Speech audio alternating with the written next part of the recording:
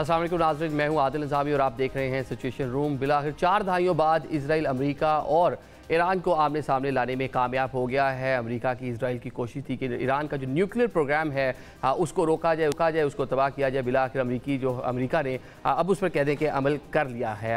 President कह रहे थे डोनाल्ड ट्रंप के 2 हफ्ते का टाइम दे रहे हैं, बातचीत होगी और मतलब वक्त लेंगे, फौरी तौर पे कोई कार्रवाई नहीं होगी।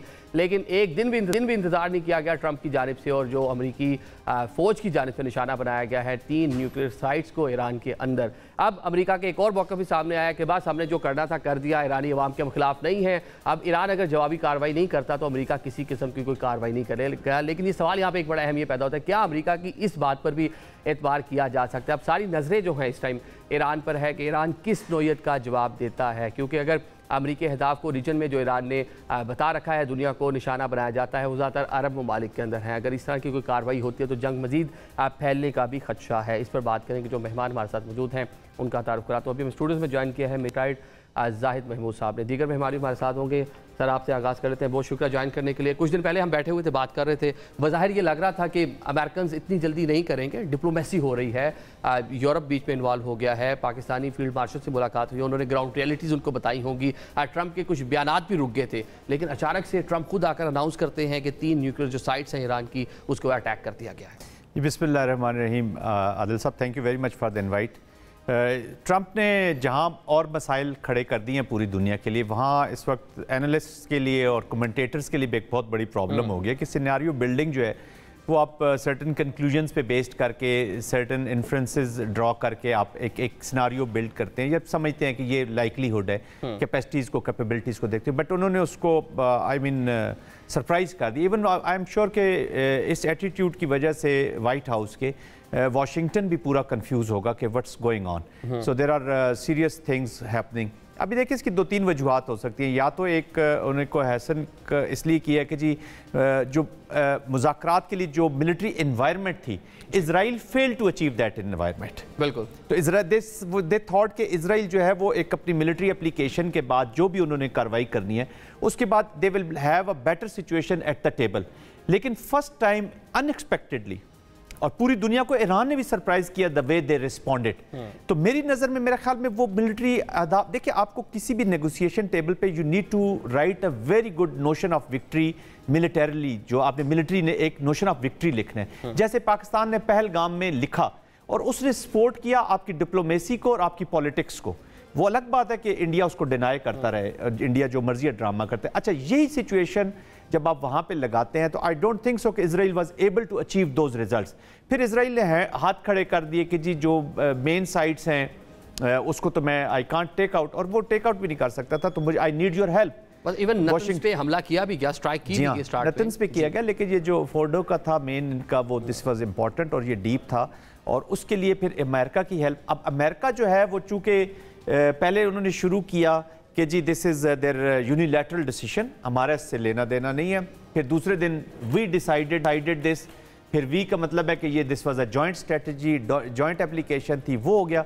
और उसके बाद आदिल साहब जो सबसे इंपॉर्टेंट चीज़ हुई कि उन्होंने इसको टेक ओवर कर लिया। और यही उस दिन आपके प्रोग्राम में भी यही बात हुई थी कि नेतन्याहू का एग्जिट कार्ड एक ही है, वो है ट्रंप, कि वाशिंगटन को किसी तरीके से हम इसके अंदर हम इन्वॉल्व कर लें। सो दैट हैपेंड, और उसने उनको बीच में बुलाया है। और फिर मेरा ख्याल में इस नेगोशिएशन से पहले वो फर्दर जितना रिड्यूस कर सकते हैं, क्योंकि देखिए डी एस्केलेशन से पॉलिसी कैप्चुलेशन का सफ़र ईरान ने तय करना था, और ईरान इज़ नॉट रेडी कि वो पॉलिसी कैप्चुलेशन किसी तरीके से 100% कंप्रोमाइज़ कर दे। तो अब ये सिचुएशन इस वजह से भी डेवलप हुई है, इन्होंने हैसन किया है, जल्दी करने की कोशिश की है। लास्ट टाइम भी यही हुआ था कि एक दौर रहता था अमेरिका ईरानियन टॉक्स का संडे से पहले ही, और वहाँ से नेतन्याहू से ये मतलब मस्कत में हो रहा था, उससे पहले अटैक हो गया, अभी भी डायलॉग चल रहे हैं, उससे पहले अमेरिका ईरानियन फॉरेन मिनिस्टर बड़ा क्लियरली कहा है कि जो डायलॉग और डिप्लोमेसी के ऊपर अटैक जो है वो अमेरिका ने किया है, and now they will have to pay the price. बल्कि जो प्रेसिडेंट ने बात की कि समहाउ जो इजराइल के जो मकासद थे वो अचीव करने में नाकाम रहा, तो बिलाकर अमेरिका को उसकी हजीमत से उसको बचाने के लिए बीच में आना पड़ गया। चलें, अभी हमें ज्वाइन कर रहे हैं ब्रिगेडियर अहमद मेहनाज साहब, रिटायर्ड ब्रिगेडियर हैं, फौजी पाकिस्तान से ताल्लुक है, डिफेंस एनालिस्ट है। बहुत शुक्रिया सर ज्वाइन करने के लिए। क्या ये बताएं कि क्या जो अमेरिकन अटैक्स हैं उसके बाद ये समझिए कि ईरान का जो न्यूक्लियर प्रोग्राम है वो ख़त्म हो गया? जी, बिस्मिल्लाहिर्रहमानिर्रहीम। सबसे पहले तो बहुत शुक्रिया आपने मुझे अपने शो पर लिया। जहाँ तक इस बात का ताल्लुक है कि क्या न्यूक्लियर जो प्रोग्राम है, चाहे वो सिविल टेक्नोलॉजी के लिए था या वेपन के लिए, क्या ख़त्म हो गया? तो मैं समझता हूँ कि स्टेटमेंट्स इस वक़्त आ रही हैं और जिससे कि वाज़ेह तौर पे इशारे मिल रहे हैं ईरान की जानिब से कि वहाँ पर वो अपने यूरेनियम को वहाँ से मूव कर चुके थे और जो उनके जो ये प्लांट्स थे, जो न्यूक्लियर प्लांट्स, ये उस तरह से फंक्शनिंग नहीं कर रहे थे। मज़ीद जो इसकी टेस्टिमनी होती है या इसकी जो क्लैरिटी आती है वो आईएईए के इंस्पेक्टर्स की जानिब से, जो कि सऊदीया में बैठ के, इराक में बैठ के, अब ईरान भी वो लोग जा रहे हैं कि किसी किस्म की ताबकारी जो है वहां से लीक नहीं हुई है। ये इंतहाई एक नया न्यू नॉर्मल बन रहा है कि आप न्यूक्लियर इंस्टॉलेशंस के ऊपर हमले कर दें। अब न्यूक्लियर इंस्टॉलेशन पे हमले करना वो इंसानियत के खिलाफ जुर्म जो है मेरे ख्याल में उसको होना चाहिए। आप पाकिस्तान और इंडिया की मिसाल ले लें कि हमारे जो न्यूक्लियर कॉन्फिडेंस बिल्डिंग मेजर्स हैं उसके तहत 1 जनवरी एवरी ईयर इंडिया भी और पाकिस्तान भी, हम लोग आपस में न्यूक्लियर इंस्टॉलेशंस की लिस्ट जारी करते हैं, शेयर करते हैं एक दूसरे के साथ, ताकि गलती से भी अगर कोई इंस्टॉलेशन होती है तो ऐसे न्यूक्लियर इंस्टॉलेशंस के ऊपर कोई हमला ना हो जाए कि जिससे वहां पे रहने वाली जो लोग हैं या इंसान है, वो ह्यूमैनिटी, वो मुतासर ना हो। तो लिहाजा ये इंतहाई मायूब बात है, एक न्यू नॉर्मल जनरेट होने जा रहा है कि जिसको आईएईए नेशन जो और दीगर यूनाइटेड नेशंस वगैरह और जितनी इस तरह के आलमी इदारे हैं उनको इस पर ठोस किस्म की एक स्टेप लेना चाहिए, क्योंकि रेडिएशन जो है अगर वो बाहर निकल जाए तो they become kind of a dirty bombs. अगर वो रेडिएशन बाहर निकल जाए तो आपको कैंसर हो सकता है, कुछ भी हो सकता है, चाहे वेपन्स, चाहे बिल्डिंग्स ना गिरे, चाहे कोई तबाही ना हो, लेकिन हवा में रेडिएशंस का होना, जैसे फुकुशिमा के अंदर हुआ था, उनका जब सुनामी आया था जापान के अंदर, तो वहां पे लिवेबल नहीं रहा था वो सारा टाउन। तो बड़ी छोटी सी एक एक्टिविटी हुई थी और यहाँ पर तो 3 उनके जो active nuclear reactor so called उसके ऊपर हमला किया। शुक्र है कि वो उस तरह से एनरिचमेंट नहीं कर रहे थे, तो बचत हो गई। तो लिहाजा इस वक्त ईरान का जो न्यूक्लियर प्रोग्राम है, जो कि एनपीटी के तहत उसका राइट है as a non nuclear weapon state के वो उसको बिजली पैदा करने के लिए इस्तेमाल करे, तो ये एनपीटी की भी खिलाफ वर्जी थी। तो लिहाजा क्या प्रोग्राम खत्म हो गया तो उनकी स्टेटमेंट के मुताबिक चंद एक टनल्स को जरूर नुकसान पहुंचा, लेकिन जो मेन कोर वाली बिल्डिंग होती है जहां एनरिचमेंट की जाती है वो इंटैक्ट है।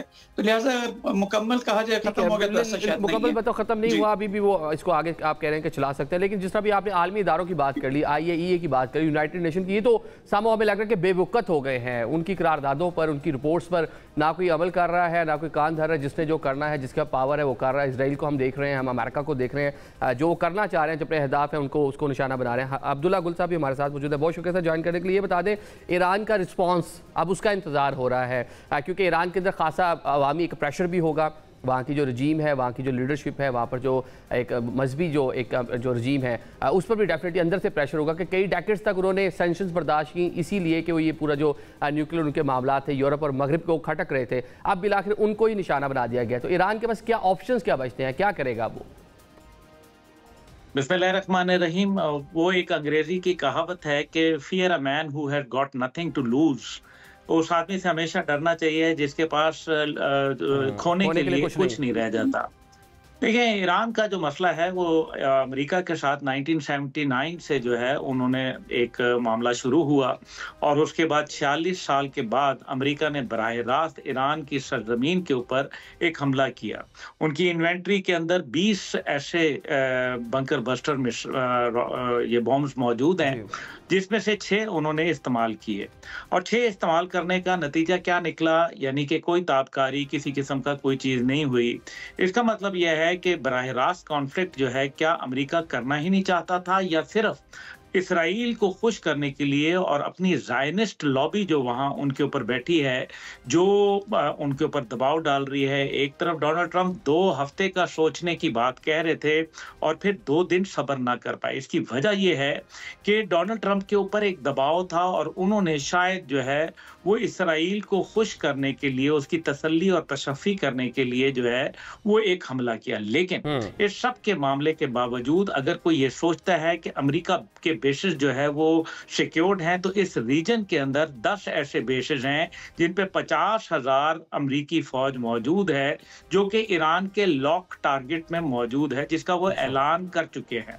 जनरल साहब बैठे हैं, ब्रिगेड साहब बैठे हैं, इनको पता है कि डिक्लेरेशन ऑफ इंटेंशन जो है वो हमने बता दी हुई है। दूसरी जानिब जो है वो आप देखें कि यहाँ पे एक सवाल और भी पैदा होता है, जो बेसिस जिनका आप भी बात कर रहे हैं वो हैं कहाँ पे, वो लोकेट कहाँ पे कर रही हैं? वो इस्लामी ममालिक के अंदर ही मौजूद हैं। अगर वहाँ पे किसी किस्म का अटैक होगा तो उसको फिर वो ममालिक अपने ऊपर हमला नहीं करार देंगे, एक नया तनाज़ा खुल जाएगा। यही बात है, बिल्कुल आपने दुरुस्त फरमाया आदिल साहब, बहुत बड़ा अहम क्वेश्चन था। अब इसके अंदर आप देखें कि सिफारती सतह के ऊपर जो इस टाइम पे ईरान को जो सपोर्ट हासिल है उन ममालिक की जिनके अंदर अमरीकी अड्डे मौजूद हैं, उसके बावजूद देखें ना वो उसको खोना नहीं चाहेंगे। इसलिए आप याद करें कि जब जनरल कासिम सुलेमानी को बगदाद में शहीद किया अमेरिकन ड्रोन ने, तो नतीजा ये निकला कि उन्होंने रिटेलिएट किया और अमेरिकन बेस के ऊपर हमला किया, जिसके अंदर रिपोर्टेडली तकरीबन 250 जो अमरीकी फौजी थे वो जख्मी और 75 जो थे वो हलाक हुए थे। इसलिए ये नहीं कहा जा सकता कि जो ईरान है वो रिटेलिएट नहीं करता, लेकिन उन्होंने फोकस रखा। शायद इसी वजह से वो फोकस उनका तमाम का तमाम जो है वो इजराइल के जानिब है कि वो कहते हैं कि जादूगर की जान तोते में है और तोते को मारोगे तो जादूगर को खुद तकलीफ पहुंचेगी। इसलिए उन्होंने तेल अवीव के ऊपर आज मल्टीपल जो उन्होंने अटैक्स किए और अपना एक नया खैबर मिसाइल जो उन्होंने बैलिस्टिक मिसाइल जो है यूज किया, जिसने तमाम उनके जो डिफाई मैकेनिज्म था उसको चीट कर दिया और पता ही नहीं चला, यानी कि शायरन बाद में बजे जब धमाका हो चुका था। इसलिए इस टाइम पे इजराइल के पास ये भी रिपोर्ट्स आ रही हैं कि इजराइल के पास असला और गोला बारूद जो है वो कम हो रहा है और इसमें कोई शक व शुबा नहीं रहा कि उनका थॉट मिसाइल है, उनका डेविड स्लिंग सिस्टम है या उनका जो आयरन डोम है वो नाकाम रहा। लेकिन मुमकिन तौर पर ईरान जो है अब उनके टारगेट्स जो हैं वो इजराइल के न्यूक्लियर प्लांट्स होंगे, जो कि सबको पता है। और अगर उनके तेल अवीव के ऊपर उनके दिफाई निजाम जो है हाइपरसोनिक मिसाइल्स को हाजी कासिम वगैरह, आप देखें कि रोजाना एक नया मिसाइल आ रहा है, कभी बदर आता है तो कभी अमाद आता है, कभी हाजी कासिम आता है। ये जो आप इंडिकेट कर रहे हैं जो ईरानी रिस्पांस है, जिस तरह से जवाबी हमले हो रहे हैं, वो बिलाशुबा उन्होंने खासा इजराइल के लिए डैमेज किया है और ये हमने मतलब पहली बार ही देखा है जनरल साहब कि इजराइल के अंदर जाकर इस तरह जाकर जिस तरह अटैक हुआ। लेकिन उसके बावजूद जिस तरह के टारगेट्स वहाँ पे कह लें कि निशाना होने चाहिए थे कि उसके बाद ईरान पे उस तरह से रिस्पांस ना आ रहा होता, वहाँ से उनकी जो एयर बेसिस हैं वैसे अभी भी फंक्शनल हैं, उनकी बहरिया वहाँ से ऑपरेट कर रही है, उनकी फ़ज़ाइया वहाँ से ऑपरेट कर रही है, अभी भी ईरान के ऊपर हमले तो जारी हैं। छोटा सा इजराइल है, कुछ इस नोयत के जवाब होता कि वहाँ से जो ईरान पर होने वाले हमले थे वो रुक जाते। देखिए टेक्नोलॉजिकल डिफरेंस तो है, उनके पास कैपेसिटी कैपेबिलिटी है और सबसे इम्पॉर्टेंट चीज़ जिस तरफ अभी इशारा भी किया जा रहा था वो ऑफ कोर्स विल भी वहाँ पे मौजूद है रिस्पॉन्ड करने की। लेकिन एक तो ट्रैवल टाइम बहुत है जो अभी तक अटैक हुए हैं, आहिस्ता आहिस्ता ये जैसे अभी सजील वगैरह हुए हैं तो आई थिंक बड़े मनास बेहतर बता सकें, उसका flight time is lot less than जो इनिशियल टारगेट हो रहे थे। देखिए आज की रात का उन्होंने अनाउंस किया हुआ ईरानियंस ने कि tonight world will see the capacity and capability of Iran. इसका मतलब वो हैवी मिसाइल्स या जो स्पीड के मिसाइल्स हैं वो भेजेंगे। देखिए उनका air defence system is in place, उसके अलावा उनको फिर कोलिशन की सपोर्ट हासिल है, देयर आर अदर एलिमेंट्स और उनका एयर डिफेंस का एक मरबूत निज़ाम उसमें से ठीक है कुछ पास होके जा रहे हैं, तो मे बी टारगेट्स वैसे ही लिए जा रहे होंगे। लेकिन चूंकि मतलब अभी खुद से इस तरह के टारगेट्स नहीं ईरान ने निशाना बनाए कि जिसे और ज़्यादा बड़े मुझे ज़ाती तौर पे लगता है कि उन्होंने देखें उन्होंने ऑफ कोर्स अटेम्प्ट तो करेंगे। देखें ना एयर डिफेंस भी जो है वो ज़रूरी नहीं है कि 24/7 हर जगह पे एक जैसा इक्वली लेवल का एयर डिफेंस हर मिलिट्री टारगेट और सिविल या जो भी है वैल्यूएबल टारगेट और उसके बीच में डिफरेंस होता है। जो ओवर वैल्यूड टारगेट्स हैं या जिनकी वैल्यू ज़्यादा है उनको ऑफ कोर्स हैवी डिफेंस उनका या बेहतर निज़ाम से उनका डिफेंस किया जाता है। जो इनसिग्निफिकेंट वैल्यूज़ के टारगेट्स हैं या जो ऑब्जेक्टिव्स हो सकते हैं उनको फिर इतना उस तरह के निज़ाम में नहीं लिया जाता। बट हैविंग सेड दैट, देखिए असल चीज़ ये है कि फर्स्ट टाइम इजराइल को ये जंग अपनी सरजमीन पर लड़नी पड़ी है। बिल्कुल। और ये जो जैसे हमने देखा ना पहले सवाल के जवाब में मैं आपसे बात कर रहा था कि जो मिलिट्री ऑब्जेक्टिव्स थे शायद इजराइल उसको देखें उसको हासिल नहीं कर सका और अपने ऊपर भी उनकी अटैक आ गया। ये जो भी मॉडर्न जंग है ना आदिल साहब, ये इंपॉर्टेंट चीज़ मैं आपको बताना चाह रहा हूँ कि ये है क्या। ये मॉडर्न जंग कौन जीतेगा? वो जीतेगा जो मैक्सिमम पेन इन्फ्लिक्ट कर सकता है ऑन टू द एनिमी और मैक्सिमम पेन जो है वो खुद आप खुद हासिल बर्दाश्त कर सकते हैं। तो ईरान में दर्द लेने की सलाहियत भी बहुत ज़्यादा है, उसके मुकाबले में इजराइल में वो दर्द लेने की सलाहियत और लोकेशन और ज्योग्राफी और वो उसका जो साइज है वो एक एरिया नहीं है उसका, बिल्कुल। तो उसी की वजह से मुझे ये लगता है कि अमेरिका को इसीलिए उसने एक दो काम किए, एक ही उसमें अटेम्प्ट में। एक तो इनकी न्यूक्लियर का वो जो भी उन्होंने टारगेट करना था, दूसरा उसने अमेरिका को इन्वॉल्व कर लिया और बैटल हैंड ओवर कर दी उसने अमेरिका को, और अपना प्रॉबली जो उसका थ्रेशोल्ड लो हो रहा था रेजिस्टेंस का, उसको भी उसने एड्रेस कर लिया है। जी ठीक है।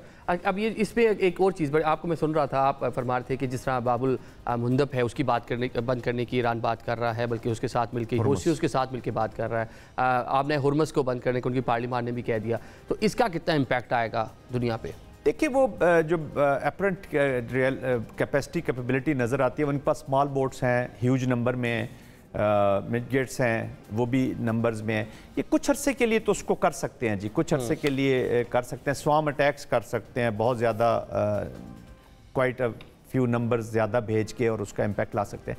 बट परमानेंटली उसको बंद करना या परमानेंटली उसको, that will be little difficult, क्योंकि फिर इसके साथ और दुनिया की और ताकतों के प्लस और ममालिक के बहुत सारे स्टेक्स अटैच हो जाएंगे, तो प्रेशर ईरान के ऊपर और बढ़ जाएगा, जिसमें अरब कंट्रीज़ भी हैं, जिसमें फिर आपके एशियन कंट्रीज़ भी हैं, कुछ आपके फ्रेंड्स भी उसमें हैं, तो वो probably, but again I would say कि वो उसको कर सकते हैं फॉर सम पीरियड और एक इम्पैक्ट डाल सकते हैं। This can be one of the option, वो जिसको इस्तेमाल करेंगे। ऑलरेडी वो इजराइल को एंगेज कर रहे हैं, जिस तरह भी मिनाज साहब से आप जब बात करते हैं, ब्रिगेडियर साहब से, तो वो कह रहे थे कि जी वो टारगेट्स मुसलमान कंट्रीज़ में हैं, अब्दुल्ला गुल साहब भी वही इसी चीज़ का जिक्र कर रहे हैं।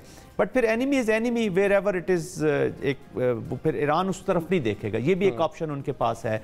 और फोर्थ ऑप्शन जो है वो ऑलरेडी जो प्रॉक्सीज, लेकिन अगर इस ऑप्शन पे जाता है ईरान के जो ब्रदर इस्लामी ममालिक हैं, जहाँ पे इंफ्रास्ट्रक्चर मौजूद है अमेरिकन का, उनको निशाना बनाता है, तो वो ज़्यादा डैमेजिंग कह लें कि वॉर सम हो फैल जाएगी, और जो भी ईरान को डिप्लोमेटिकली सपोर्ट भी मिल रही है मुस्लिम वर्ल्ड से, शायद वो भी डैमेज होगी। अब ब्रिगेडियर साहब, ये ऑप्शन जिसकी भी बात कर रहे हैं, जनरल साहब भी बात कर रहे हैं, ये अपनाना कितना आसान होगा मौजूदा टाइम में ईरान के लिए? ऑलरेडी आइसोलेट है एक तवील अरसे से यूरोप से, मगरिब से, और अभी जो इस्लामी ममालिक साहब हो जो सपोर्ट कर भी रहे हैं डिप्लोमेटिकली, अगर इस तरह के अहदाफ को निशाना बनाया जाता है तो उसके बाद कितना डैमेजिंग हो जाएगा ईरान के लिए? देखिए, मैं समझता हूँ कि इस वक्त ईरान, इसराइल और जो मेन तीसरा एक्टर है इसमें अमेरिका जो कूदा है, in heart of the hearts वो सारे यही चाहते होंगे कि हम किसी तरह डी एस्केलेट करें। अमेरिकन ने जो B-52 यूज किए हैं वो किसी भी ऐसे मुल्क से नहीं उड़ाया जो कि मिडिल ईस्ट में था। वो डियागो गार्शिया जो है, जो 2000 किलोमीटर दूर है ईरान से, एक आइलैंड, वहां से उसने B-52 को फ्लाई कराया और यहाँ लेकर आया। क्यों? इसलिए कि वो नहीं चाहता था कि ईरान के पास एक ऑप्शन है कि उनका पे हिट करे। मजीद ये कि जो उसके जो टारगेट्स उसने किए हैं इन तीनों के ऊपर, तो ईरान के मुताबिक उसने डैमेज जरूर किया लेकिन मुकम्मल तबाह बर्बाद उसको नहीं किया। तो इसका मतलब है कि रेस्ट्रेंटफुल टारगेट्स थे। मजीद ये कि तीसरे नंबर पे कि अमेरिका को भी देखें तो उसने टारगेट जो किए हैं वो सिर्फ उन रिएक्टर्स के ऊपर किए हैं जहां से ताकि शायद वेपन ग्रेड यूरेनियम को एनरिचमेंट की जा रही है, तो लिहाजा उसने टारगेट्स के सिलसिले में रेस्ट्रेंट का मुजाहरा किया। तो अमेरिकन भी शायद नहीं चाहते, क्योंकि वहां पे जो ट्रिलियन ऑफ डॉलर्स का उनका डेट है लोकल, वहां पे जो है टैरिफ्स की वजह से, और जो स्पेशली एक्सपाट्रिएट्स हैं वो ट्रंप के साथ नहीं खड़े हुए। एक डिवीजन नजर आती है ओवल ऑफिस के अंदर और व्हाइट हाउस में, फिर व्हाइट हाउस के अंदर और पेंटागन के अंदर, क्योंकि पेंटागन और सीआईए के जो बॉसेस को चेंज किया गया था, जो एडमिनिस्ट्रेशन आई थी, तो वहां पे भी काफी रिफ्ट पाई जाती है। तो लिहाजा एक डीप स्टेट के प्रेशर के अंदर आकर, जैसे अब्दुल्ला गुल साहब भी कह रहे थे कि उन्होंने शायद अटैक तो कर दिया। इसी तरह ईरान को ले लें, वो भी एक सैंक्शन कंट्री है, उसके पास भी एक लिमिटेड नंबर ऑफ मिसाइल हैं, वो भी हरकत नहीं लड़ सकता, ये जंग प्रोटेक्टेड, दो कि उसके पास तजर्बा है 12 साल का। उसकी ह्यूरिस्टिक्स अगर देखें तो पर्शियन एम्पायर से लीड लेता है, वो मिडिल ईस्ट के अंदर एक रीजनल पार्क का ख्वाब देखता था। इसी तरह से आप इसराइल को ले लें, अब इसराइल जो है वो लिमिटेड उसकी ज्योग्राफी है, तो वहां पे मिसाइल्स उसको मारे जा रहे हैं, हालांकि 7 डिफरेंट बफर्स हैं या बैरियर्स हैं कि जिसमें से ईरानियन मिसाइल जा रहे हैं। ईरानियन के जो उसका रेशियो हिट करने की है वो 65-35 की, यानी 65% को ये लोग गिरा लेते हैं, 35 वहां जाके डैमेज पहुंचाता है। 7 कौन कौन से हैं? एक आपके गल्फ के अंदर अमेरिकन खड़े हुए एंटी बैलिस्टिक मिसाइल सिस्टम, आपके इंडियन ओशन के अंदर है, मेडिटेरेनियन सी के अंदर है, रेड सी के अंदर है।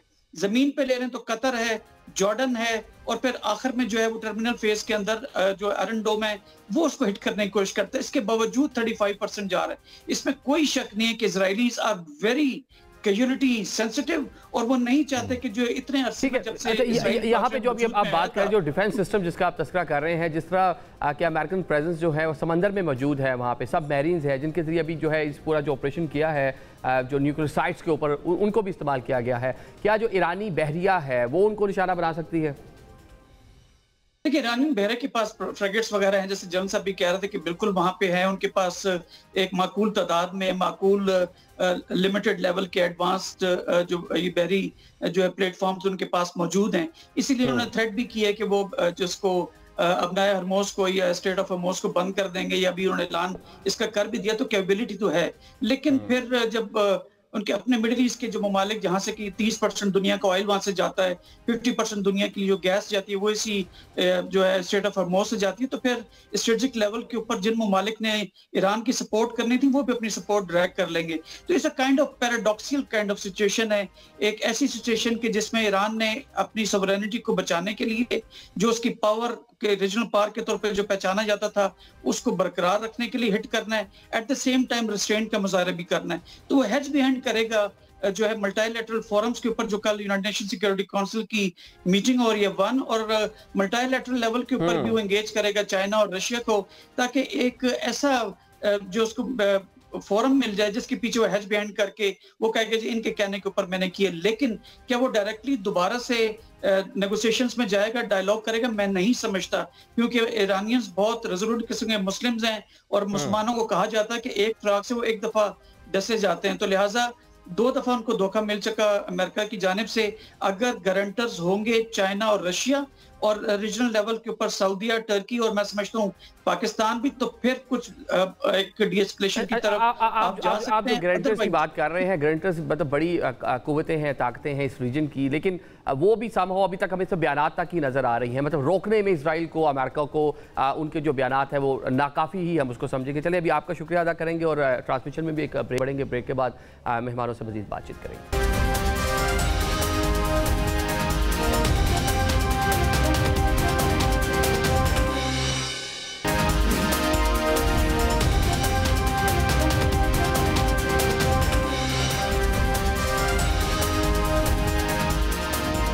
Welcome back. ट्रांसमिशन में आपको एक बार फिर से खुशामदीद कहेंगे। यहाँ पर एक सवाल ये पैदा होता है कि अगर इसराइल जो पूरी उसकी अज़ाइम हैं उस पर कामयाब होता है, ईरान के खिलाफ जिस तरह सारा महाज एक खुला और जिस तरह अमेरिका भी बराह रास्त उसके अंदर इन्वॉल्व हो गया है, अगर आगे चल के चीज़ें मज़ीद बढ़ती हैं और ईरान को कुछ ज़्यादा डैमेज पहुँच जाता है, तो उसके बाद क्या एक सवाल ये पैदा होता है, जिस तरह एक अमेरिकन का ट्रंप का एक प्लान था इब्राहिम अकॉर्ड्स कि दीगर कंट्रीज़ भी उसका हिस्सा बने और ईरान को, इसराइल को किसी स्टेज पे जाके तस्लीम कर लें। तो अब्दुल्ला गुल साहब, ये मामला इस तरफ मतलब कि अगर ईरान के लिए मुश्किलात पैदा होती हैं, ईरान के पास वो कुव्वत नहीं रहती, तो फिर ये लाइन में खड़े होकर बाकी जो ममालिक रह गए हैं ये उसी तरफ जाएंगे कि इसराइल को तस्लीम कर लें?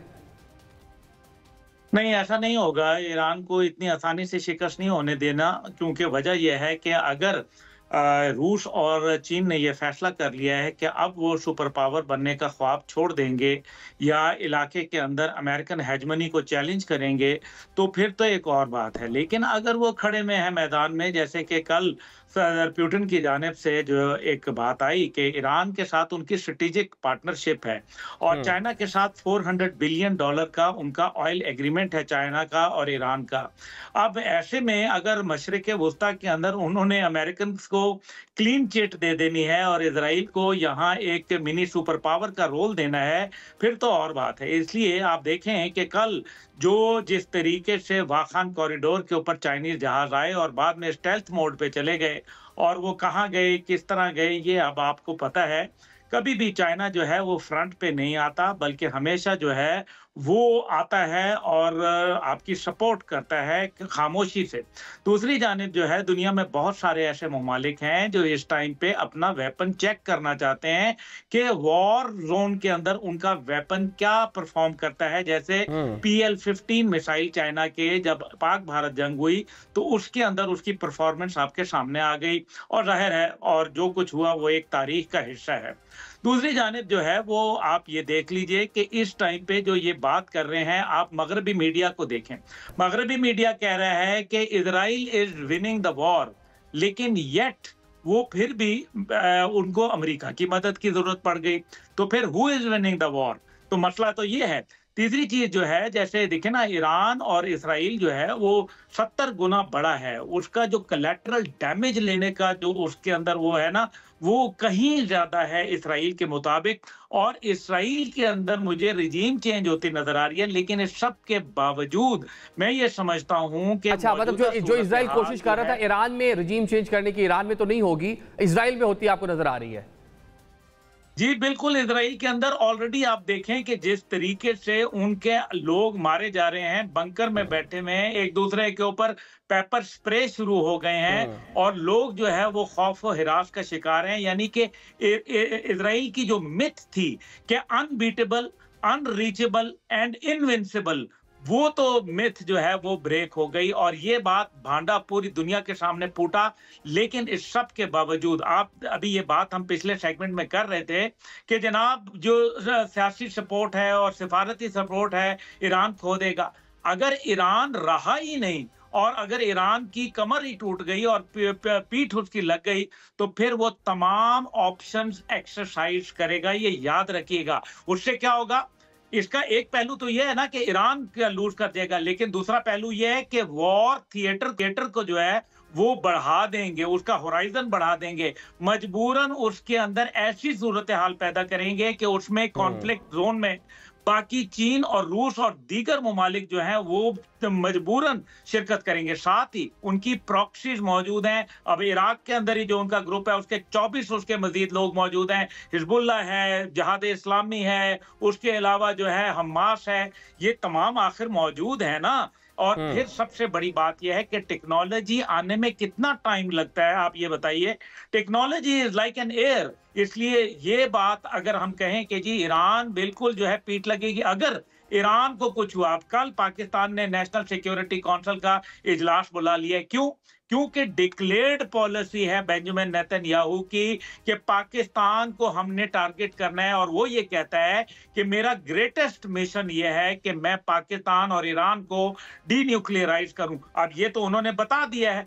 ये जनरल साहब बैठे हैं, इनसे पूछें कि क्या 4-5 दफा जो है हमला करने की इजराइल ने कोशिश नहीं की पाकिस्तान में? 1987 में भी उन्होंने ये कोशिश की थी। अब मसला यहाँ यह है कि आप नाए हुर्मुज को अगर वो बंद करते हैं, या बाब मंदब जो है माजी में भी अमेरिकन शिप को क्या टारगेट नहीं किया, और उनकी नेवी की इतनी कैपेसिटी है कि वो ये काम कर सकते हैं। इसीलिए आप देखें, चाहे वो कतर है या सऊदी अरब है या यूएई है, उनको मालूम है कि अगर वॉर थिएटर जो है वो बढ़ा तो फिर कॉन्फ्लिक्ट जोन के अंदर वो आ जाएंगे और उनके लिए मुसीबत बन जाएगी। दुनिया के अंदर जो तेल और गैस की कीमतें हैं वो तो जो तजावज करेंगी, जो स्टॉक मार्केट क्रैश करेगी, और जिस तरीके से डोनाल्ड ट्रंप को जो है जिल्लत और रुसवाई का सामना है, उसको कानूनी चैलेंजेस है। आदिल साहब, बड़ी इंपॉर्टेंट बात करने लगा हूं। अभी आप देखिएगा, क्योंकि कांग्रेस कमेटी से इजाजत के बगैर उन्होंने हमला किया है, और अब वो ये जवाब बना रहे हैं कि जी बैलिस्टिक मिसाइल बनाने की कोशिश कर रहा था और उनका स्पेस प्रोग्राम है, और वो जो है उसके ऊपर न्यूक्लियर वॉरहेड करेंगे। क्योंकि अमेरिका का कानून ये कहता है कि अगर डायरेक्ट थ्रेट आपको नहीं है तो आप हमला नहीं कर सकते, और हमला करने की सूरत में कांग्रेस की इजाजत लेनी होगी। इस टाइम पे अमेरिकन ऑपोजिशन जो है वो ट्रंप का बैंड बजाएगी, और 68% ऑलरेडी उसकी पॉपुलैरिटी में कमी आ गई है, जो कि सबसे लोएस्ट लेवल पे चली गई है। इसमें भी साहब हम अगर थोड़ा माजी में देखें तो इराक पर जब जंग हुई उसके बाद जो बाद में बयानात आए कि वो हमने मिसकैलकुलेट कर दिया, तो होता तो कुछ नहीं है। जो करने वाले हैं वो पूरा मलिया मेड करके रख दिया उन्होंने, इराक को पूरा वहाँ पे जो सिस्टम था उसको तबाह करके रख दिया, और बाद में बयानात आए, चीज़ें होती। ये तो ऑन द अदर साइड ये देख रहे हैं कि शायद वो दुनिया में बैलेंस सामो शो कर रहे हैं कि एक तरफ अमेरिकन प्रेसिडेंट जाकर एग्रेशन कर रहे हैं, ऑन द अदर साइड वहीं से कुछ इस तरह की वॉइसेस भी आ रही है कि इसका अमेरिका उस तरह से पार्ट ना बने, या जो उनके कवानीन है उसको सपोर्ट नहीं करते। जनरल साहब, यहाँ पे बड़ी अहम बात की चाइना और रशिया, उसको कैसे देखते हैं कि वो इस पूरी सूरत हाल में क्या कर सकते हैं, और सेकेंडली पाकिस्तान पे इसका क्या इफेक्ट आ सकता है? देखिए, चाइना और रशिया इंपॉर्टेंट प्लेयर्स हैं। जैसे अभी अब्दुल्ला गुल साहब फरमा रहे थे कि जिस तरीके से उन्होंने इकनॉमिक एक्टिविटी की हुई है, और रशिया तो उनके जो न्यूक्लियर प्रोग्राम्स हैं, छठी साइड है जिसपे अभी तक हमला नहीं हुआ, 6 साइड से एक बची हुई है, और उसमें उनके साथ कोलैबोरेट भी कर रहे हैं। 400 billion is a huge amount, और उनका जो नॉर्थ कॉरिडोर का या जो भी सिलसिला है वो इसी से जुड़ा हुआ है। तो Russia need stability in this region. उसका ईरान का डिस्टर्ब हो जाना रशियन जो चीज़ें जो इकॉनमी है उसको इम्पैक्ट करेगी। Already Russia is in the war, तो उसको स्ट्रॉन्ग इकॉनमी की ज़रूरत है और वो उसको फॉलो करेगा। इसी तरह चाइना की अपनी इन्वेस्टमेंट्स हैं जी पूरे रीजन के बीच में, जैसे अभी BRI का जो हम जिक्र करते हैं, तो और सेकेंडली चाइना का तो वैसे भी इंटरेस्ट होना चाहिए कि जो उसका मेन जो चाइना जिसको चाइना मेन कंपटीटर अपना समझता है वाशिंगटन, उसके इन्फ्लुएंस को वो इतना ज़्यादा बर्दाश्त नहीं करेगा। इतना उन्होंने इन्वेस्ट किया है इस रीजन में, वो इसलिए कि वो अपना इकनॉमिक जो इन्फ्लुएंस है उसको जारी रखना चाहते हैं। देखिए चाइना की इस वक्त बदकिस्मती कह लें या चाइना की जो इस वक्त पोजीशन है वो शायद इकनॉमिकली तो शायद मल्टीपोलैरिटी की तरफ उनके, खैर अमेरिका के रिजर्व बहुत है, अभी टाइम लगेगा उनको, ये कुछ चीज़ें ऐसी हैं, but anyways economically and maybe to some extent politically तो आप मल्टीपोलैरिटी या बाइपोलैरिटी की तरफ नज़र आती है दुनिया की। लेकिन as far as the military context is concern, जो मिलिट्री कंस्ट्रक्ट है दुनिया का वो इस वक्त यूनिलैटरली है, अमेरिका को कोई मैच नहीं करे। फिर चाइनीज साइकी नहीं है कि वो फ्रिक्शन में जाए। आज जो इम्पोर्टेंट मुलाकात होनी है पुतिन के साथ ईरानियन फॉरेन मिनिस्टर की, तो वहाँ से हमें थोड़ा सा अंदाज़ा होगा। लेट्स से कि अगर लेट्स सपोज कि ये सिनारियो डेवलप होता है कि वो इनको रिस्ट्रेंट का कहते हैं रशियंस और अमेरिका से बात करते हैं, क्योंकि रशियन साइकी जो है ना जी, ये बड़ी डीप और स्ट्रेटेजिस्ट लोग हैं। ये कहते हैं you don't forget your enemy but leave it for some other day, तो यू लिव टू दैट। हाँ, इंतजार करें। चाइनीज भी ऑलमोस्ट इसी चीज़ पे काम करते हैं और मशवरे भी देते रहते हैं कि आप अभी चीज़ों को छोड़ दें और दिन का इंतजार करें। लेकिन दूसरी तरफ Iranian pride, Iranian resolve and Iranian defiance, हुसैनियत, तो वो 33% उनके ये IRG के लोग हैं। अभी तक उसकी सोसाइटी ज़रा डिफरेंट है। फिर जो लोग थोड़े से अंदर इनके जो फ्रिक्शन थी या जो लोग आवाज़ें उठा भी रहे थे, however there is a deep, जो आवाज़ें उठाते वो भी अब वार के साथ जुड़ रहे हैं, पर डीप इंक्रेस है मुसाद की ईरान के अंदर। देखें ना जिस तरीके से मिलिट्री कमांडर्स को पिन पॉइंट उन कमरों तक, यानी कि देवर, तो it mean that somebody is collaborating with them, उनके पास सपोर्ट है, इंटेलिजेंस शेयरिंग की है। अब वो कितनी डीप है, कितनी ज़्यादा है, वो तो थोड़े अरसे बाद मतलब अंदर से जो सपोर्ट मिली उसकी वजह से ज़्यादा डैमेज हुआ। हाँ अब्दुल्ला साहब, यहाँ पे एक और यहाँ पे सवाल पैदा होता है, जो अभी सफारतकारी जो है उसके लिए बचा क्या है? जो अहदाफ निशाना बनाने थे वो बना लिए गए अमेरिका की जानिब से, अभी कितना रोल प्ले कर सकती है सफारतकार? जिस तरह अभी जनरल साहब भी फरमा रहे हैं कि ईरानी वज़ीर ख़ारजा जाएंगे, जाके पुतिन से मिलेंगे, उनसे पूछ के आएंगे क्या करना है क्या नहीं करना। ये जो रीजनल मेन प्लेयर्स हैं ये क्या रोल प्ले कर सकते हैं, और बाकी जो दुनिया है, अरब वर्ल्ड है, अब क्या रोल प्ले कर सकते हैं इस पूरी सूरत को डी एस्केलेट करने के लिए? देखिए, इस मासवाए ताकत के इस्तेमाल के कोई सिफारतकारी काम नहीं आएगी, क्योंकि जब यूक्रेन और रशिया का कॉन्फ्लिक्ट जो है रिजॉल्व के करीब था तो किसने खबासत की थी? आपको याद होगा कि सदर ज़ेलेंस्की जो हैं उनका यहूदी वो खुद भी हैं और उनका बड़ा इजराइल के साथ ताल्लुक है, और सदर पुतिन के हेलीकॉप्टर के कोऑर्डिनेट्स किसने उनको दिए थे?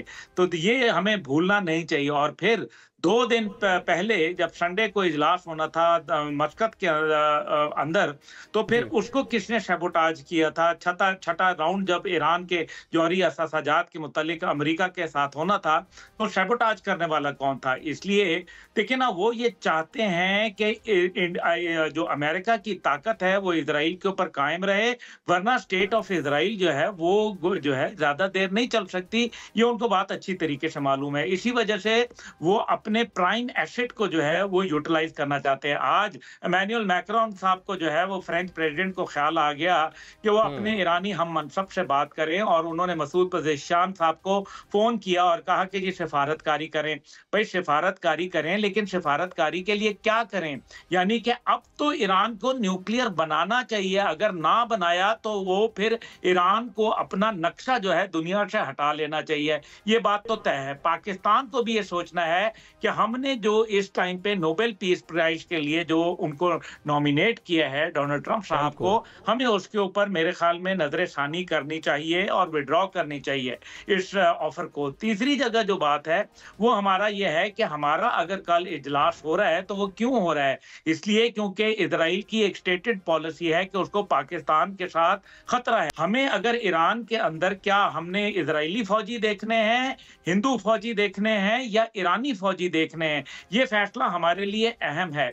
इसलिए ज़रूरत इस बात की है कि इस टाइम पे ईरान और जो ताल्लुकात हैं नॉर्थ कोरिया के साथ, रशिया के साथ और चाइना के साथ और पाकिस्तान, ये तमाम न्यूक्लियर कंट्रीज हैं और ये एक नया पैराडाइम शिफ्ट जो है वो आ रहा है, एक नया न्यू वर्ल्ड ऑर्डर क्रिएट हो रहा है। तो वो ठीक है, जन साहब की बात मैं मानता हूं कि वो चाइना का भी जो है वो एक बराह रास्त और रशिया का भी जो है कि leave it for some other day. लेकिन if you remember the conflict when it took place, जब शाम के अंदर, जब सीरिया के अंदर अमेरिकन फोर्सेस आई थी, तो अमेरिकन को चैलेंज करने के लिए बकायदा रशियन जो एयरक्राफ्ट कैरियर था वो वहां मूव इन कर गया था और बकायदा 500-500 मीटर के फासले से जहाज एक दूसरे के सामने खड़े हो गए थे। दूसरी जानिब चाइना ने अपना एयरक्राफ्ट कैरियर मूव करा के अनप्रेसिडेंटली उन्होंने खड़ा कर दिया था, साथ जहाज नहीं उड़ाए, लेकिन उन्होंने एयरक्राफ्ट कैरियर रशिया के एयरक्राफ्ट कैरियर के साथ लाके खड़ा कर दिया था। नतीजा ये हुआ था कि अमेरिकन को भागना पड़ा गया था। अमेरिकन का एक पुराना कहावत है कि if you can't beat someone, you know, join them. अगर तुम किसी को मार नहीं सकते तो उसके साथ मिल जाओ। ये उनकी पुरानी सिलसिला है। इजराइल उनके लिए एक नासूर बन चुका है। इजराइल उनके लिए जो है वो एक मुसीबत बन चुका है और डोनाल्ड ट्रंप अपनी ख्वाहिश के बरक्स ये काम कर रहे हैं। उनकी ख्वाहिश ये ख्वाहिश के बरक्स वो ये सारी चीज कर रहे हैं कि जो असल जो ख्वाहिश है नोबेल प्राइज की, वो ख्वाहिश तो है, लेकिन इस पूरी सूरत हाल जो बन गई है, जो डेवलप हो गई है, उसके बाद पता नहीं अब उसके लिए वो अब जो ख्वाहिश उनकी कितनी पूरी होती है कि नहीं होती। ठीक है, अभी हमारे साथ सीनियर सफारतकार है जॉर्ज सलीम साहब, साबिक सेक्रेटरी खारजा भी रह चुके हैं जी, आपको भी ट्रांसमिशन में वेलकम करेंगे। जॉर्ज साहब ये बता दें, आप सफारतकारी अगर हम उसकी बात कर लें, ऐसे टाइम में जब ऑलरेडी मुज़ाकरात हो रहे थे ईरान के साथ, इजराइल ने अटैक कर दिया, ऑन द अदर साइड अभी भी डिप्लोमेसी जारी थी, सफारतकारी हो रही थी, डिफरेंट जो प्लेटफॉर्म थे, बैक चैनल था, खासा एक्टिव था, अब अमेरिका ने आके जो है अटैक कर दिया है, तो अब सफारतकारी के लिए बचा क्या है? देखिए, एक तो खैर ये कोई कोऑर्डिनेटेड स्ट्रैटेजी थी अमेरिका और इजराइल की आपस में कोऑर्डिनेशन। देखें, इस तरह थी कि 2 महीने पहले जब प्रेसिडेंट ट्रंप ने अल्टीमेटम दिया था और उसके बाद वो नेगोशिएशन शुरू हुई, तो शुरू में थोड़ी सी लचक अमेरिका की तरफ से थी उसमें, लेकिन बाद में अचानक हमने देखा कि जो लेटर राउंड थे उसमें वो लचक सारी खत्म होगी और अमेरिका ने इंसिस्ट करना शुरू किया कि आप जीरो एनरिचमेंट पे आ जाएं। जीरो एनरिचमेंट का मतलब है कि सारे सेंट्रीफ्यूजेस अपने और सारे एनरिचमेंट प्लांट्स वगैरह जो हैं उनको फिर डिसेबल करना होगा। जाहिर है अगर वो मानते तो अंडर इंटरनेशनल इंस्पेक्शन, तो जाहिर है फिर वो मुज़ाकरात तासुब का शिकार हुए। दोबारा जब शुरू होने से पहले ही जाहिर है इजराइल का ये अटैक हुआ, लेकिन ये 61st डे पे था, यानी कि 2 महीने का टेक्निकली वो अल्टीमेटम खत्म हो गया था। अभी जब ट्रंप ने ये कहा कि जी ठीक है, अभी मुज़ाकरात एक तरफ तो यूरोपियंस के साथ शुरू हुए, उनके फॉरेन मिनिस्टर के ईरान के, लेकिन साथ ही साथ ट्रंप ने कहा जी 2 हफ्ते का टाइम है। तो 2 हफ्ते के टाइम में ट्रंप ने ये कहा कि with in 2 weeks I will decide. जब ये कहा था तो ऑलरेडी वो तैयारियां तो हो रही थी, वहां पे तो ये सारी इतलात सामने आ गई हैं, तो ये प्लान कर रहे थे।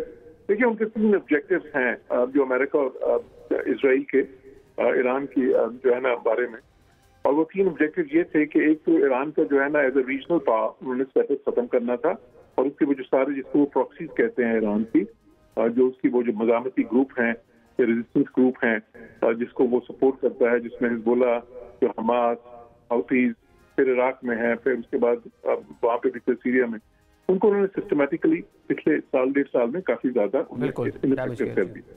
और वो जो था वो एक रिंग ऑफ रेजिस्टेंस ही था जो कि फिर ईरान को भी सपोर्ट करता था, और ईरान का भी एक किस्म का वो इंश्योरेंस था कि अगर कोई ऐसा ईरान पे अटैक होता तो वो रिटेलिएशन सबसे पहले वहां से होनी थी। तो वो अब जाहिर है वो वाला खत्म हो गया उनका एक रिटेलिएशन का। दूसरा उनका मकसद जो है वो ये है कि ईरान का जो न्यूक्लियर प्रोग्राम है, न्यूक्लियर कैपेबिलिटी ईरान की वो ना छोड़ें कि किसी वक्त अगर वो चाहे तो न्यूक्लियर बॉम्ब बना सके। वो भी उन्होंने खासी हद तक डैमेज कर दी है ईरान की जो न्यूक्लियर कैपेबिलिटी है इस वक्त तक। अब तीसरा जो है वो फिर उस तरफ जाती है बात कि वो रजीम को वीकन करना चाहते हैं। फौरी तौर पर वो रजीम चेंज शायद नहीं इस वक्त जो है वो उनका टारगेट नहीं है, लेकिन वो चाहते हैं कि रजीम काफी कमजोर हो जाए, जिसकी वजह से फिर जो ईरान बाहर अपनी पावर प्रोजेक्शन करता है जो इस रीजन में वो उनकी कैपेसिटी ना रहे। तो उसको भी जाहिर है कि जिस तरह आपने देखा सिस्टमैटिकली उन्होंने ये हाई टारगेट चुनते हैं उनके जो है उनके मिलिट्री कमांड, और फिर जाहिर है कि इंटेलिजेंस के कमांड वो जो है कमांडिंग पोजीशन से जो लोग थे, और फिर की साइंटिस्ट जो हैं उनको उन्होंने असैसिनेशन टेक आउट किया उन्होंने एक बड़े इंटेलिजेंस ऑपरेशन के थ्रू। तो ये उनके 3 जो है मकासद हैं, उसमें किसी हद तक वो कामयाब हुए हैं। लेकिन मतलब वो जो अपने अहदाफ में शामिल कह रहे हैं, आप कह रहे हैं कामयाब हो गए हैं, ईरान के पास ऑप्शंस क्या बचती हैं? मतलब वो अब जो अहदाफ जिसकी वो बात कर रहे हैं उनको निशाना बनाता है तो अरब ममालिक में मौजूद हैं, डिप्लोमेटिकली वो ईरान को ऑलरेडी सपोर्ट कर रहे हैं, तो ईरान के लिए उनकी जो सपोर्ट है वो भी खत्म हो जाएगी, तो ईरान के ऑप्शन बड़ी महदूद है। क्या करें ईरान मौजूदा टाइम में आपके मुताबिक? बिल्कुल, देखिए मैं अपने कमेंट्स में जो है कुछ दिनों से ही कहता रहा हूँ कि ईरान के जो ऑप्शंस हैं तो कोई खुशगवार कोई भी नहीं है उसमें। एक तो ये सारा मिसाइल्स पे और वो उसका भी जो लिमिटेड यूटिलिटी है उसकी आहिस्ता आहिस्ता, मेरा ये अंदाजा था और थोड़े से उसके भी नजर भी आ रहे हैं शायद कि आहिस्ता आहिस्ता वो थोड़ी सी एरोड होती जाए, क्योंकि बहुत सिस्टमेटिकली ईरान की वो जो मिसाइल साइट्स हैं जहाँ से वो लॉन्च करते हैं उसको भी डिस्ट्रॉय कर रहे हैं आहिस्ता आहिस्ता। तकरीबन वो क्लेम कर रहे हैं कि 50% उन्होंने डिस्ट्रॉय कर दी। दूसरी जो उनकी है वो ये कि स्टेट ऑफ हॉर्मस को बंद कर दें, जिसकी अब ईरान की पार्लियामेंट में एक उस पर रेजोल्यूशन भी आपने देखा कि पास किया, लेकिन उन्होंने सुप्रीम काउंसिल पे छोड़ दिया है कि वो फिर इस पर डिसीजन ले फाइनल। अच्छा, वो ऑप्शन जो है वो किसी हद तक एक न्यूक्लियर ऑप्शन समझ लें आप कि वो अगर उस पर जाते हैं तो फिर उसके रिपरकशन भी बहुत ज्यादा मैसिव हो सकते हैं। तीसरी ऑप्शन जो उनकी है जो उन्होंने इस्तेमाल नहीं की लेकिन शायद इम्कान था कि अभी करते, वो ये है कि अमेरिकन बेसिस पे अटैक कर दें, और जो उधर ऐसे मुल्क जहाँ पे अमेरिकन बेसिस हैं जो कि एक्चुअली अरब कंट्रीज हैं, उनकी कोई ऑयल इंस्टॉलेशन वगैरह पे जो माजी में उन्होंने किया भी है या हौतीस के थ्रू करवाया था, तो वो भी खतरनाक ऑप्शन है। अगर वो ऐसा करते हैं तो फिर अमेरिका से बहुत ज्यादा एक एक्सटेंसिव रिटेलिएशन आएगी जो ईरान के लिए सूरत हाल में बहुत खतरनाक हो सकती है। अब जो उनकी बचत का रास्ता है, जो ईरान के लिए जो एक सबसे बेहतर रास्ता है सूरत हाल में, वो ये है कि चाइना और रशिया कोई ऐसा सॉलिड स्टैंड लें, जिस तरह कभी इशारा किया गया कि उन्होंने सीरिया में लिया था, लेकिन ये याद रहे कि पहली बार तो उन्होंने लिया था सीरिया में, लेकिन जब दूसरी बार रजीम चेंज की कोशिश हुई वहां पे तो उस बार उन्होंने नहीं लिया और वो रजीम चेंज भी हो गया। वो जो अहदाफ थे, जो मकसद था, जो एम था, ऑल्दो ने एक बार स्टैंड लिया, दूसरी बार नहीं लिया, लेकिन जो कह लें कि अमेरिका का जो इसराइल के जो मकासद थे वो अपने उनके हसूल में कामयाब हो गए, मतलब वहाँ पे रजीम चेंज का जो है वो भी वो खात्मा हो गया, वहाँ पे जो गवर्नमेंट ठीक हो गया। जनरल साहब, लास्ट कमेंट आपसे मतलब चाहूँगा, वैसे तो अभी हमने इब्तदाई भी हमने बात की, आजकल जो हालात चल रहे हैं, जो आप डिफेंस कमेंटेटर पे कोई भी बात करना इतना आसान नहीं है, इसकी चीज़ें वेरी मतलब इस तरह से बदल रही हैं कि उसके बारे में मतलब क्या कहा जाए, क्या देख रहे हैं वैसे अगले कुछ दिनों में मिडल ईस्ट में क्या होने जा रहा है? आई थिंक कैओस, कंफ्यूजन और डेंजरस सिचुएशन है। अमेरिकन एप्लीकेशन जहाँ जहाँ पे भी हुई है, जिस फॉर्म में भी हुई है, उसके बाद वहाँ पे क्याटिक एनवायरनमेंट्स हुई हैं, और माजी में जिस तरीके से देखिए IAEA ने उस दिन हल्का सा इशारा किया भी कि यहाँ पे कोई एनरिचमेंट इस तरह की नहीं हो रही, तो तमाम ऑप्शन, अब ज्यूरी भी आप खुद हैं, जज भी आप खुद हैं, एग्जीक्यूशनिस्ट भी आप खुद हैं, तो और क्या अवामिल आप पे असरअंदाज हो सकते हैं। बट आई थिंक कंसिडरिंग जो ईरानियन जो रिजॉल्व है, ईरानियन जो डिफाइंस है, जो उनका एक नेशनल साइकी है, ये नेशनल उसको शायद मेरे ख्याल में मिस रीड भी थोड़ा सा किया गया है अमेरिका की तरफ से या वो इजराइल की तरफ से ख़ास तौर पे। और अमेरिकन जो हैं वो प्रेसिडेंट, नॉट अमेरिकन, ट्रम्प, मुझे नहीं लगता कि पूरी अमेरिकन सोसाइटी या अमेरिकन की एक अप्रूवल होगी what ever they have done, कि आउट ऑफ नोवेयर आपने एक कॉन्फ्लिक्ट को अपने गले में डाल लिया है और आप इजराइल के एग्जिट कार्ड के तौर पे आपने एक्शन शुरू कर दिए हैं। बट अगर it will totally depend upon the Iranian response कि वो कैसे आता है और कितना इफेक्टिव आता है, क्योंकि Iranian military point of view से इस वक्त they are not in a position to have a better table. उनको क्या मिलेगा वहां से, मुझे बताइए। तो if you are not on the table effectively, तो you are in the menu. तो ये अब ईरानियंस ने डिसीजन करना है कि वो टेबल पे थोड़ा सा मीनिंगफुल होकर बैठना चाहते हैं यानी, लेकिन उसकी रिटेलिएशन भी आएगी। तो मैंने जैसे पहले कहा कि it is the cost, but probably Iranians have more capacity to pay the cost as compared to the Israelis. But Israel को तो अब आप साइड पे कर दे। Israel समझे कि वो अमेरिकन एप्लीकेशन है, Israel एक टारगेट है, वो भी उन्हीं का ही टारगेट समझ लें, अमेरिकन इंटरेस्ट ही है जिसको वो टारगेट कर रहे हैं। मतलब अब आप ये बात जो कर रहे हैं कि मामला अब ईरान इसराइल से बढ़कर ईरान अमेरिका तक पहुंच गया है, इसराइल को आप साइड पे कर दिया, ठीक है। Netanyahu has done his job, और पॉलिटिकली भी उसका आई डोंट थिंक सो कि वो इससे रिट्रीव कर सकेगा, क्योंकि अभी जो प्रेशर्स, ये अभी तो टनल्स में छुपे हुए हैं ना लोग, वो जहाँ पे जो साइकोलॉजिकल कंडीशंस है वहाँ एक्सेस तो किसी की है नहीं, ना मीडिया की। चलिए अभी हम ट्रांसमिशन ब्रेक की जाने बढ़ेंगे, क्योंकि अभी उसके बाद न्यूज़ बुलेटिन होगा, दोबारा रात 10 बजे दोबारा से हम हाजिर होंगे। आप मौजूद मेहमानों का बहुत शुक्रिया। अभी ट्रांसमिशन में ब्रेक लेते हैं।